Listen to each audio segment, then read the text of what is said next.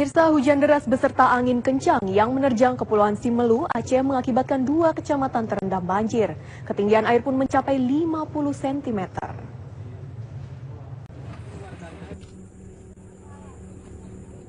Hujan dengan intensitas tinggi yang disertai angin kencang membuat 2 kecamatan, yakni Tepat Tengah dan Simelu Timur, terendam banjir setinggi setengah meter.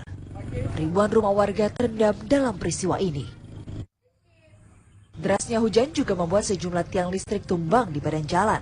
Hal ini membuat Kabupaten Kepulauan Simelu terisolir dan sempat terjadi pemadaman listrik. Daerah terdampak terparah adalah Desa Abail dan Tepah Tengah. Ketinggian air di 2 desa tersebut mencapai 2 meter. Semalam karena hujan agak deras, hingga banjir ganting, sehingga banjir menggenangi rumah masyarakat. Selanjutnya tiang listrik itu roboh sehingga banyak dan masyarakat pun banyak yang antri.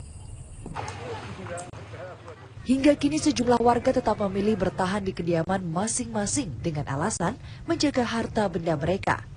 Tim gabungan dari TNI Polri serta BPBD setempat pun tetap disiagakan untuk mengevakuasi dan memberikan bantuan terhadap warga. Dari Aceh, Haidir Azhar Yadi, TV One mengabarkan.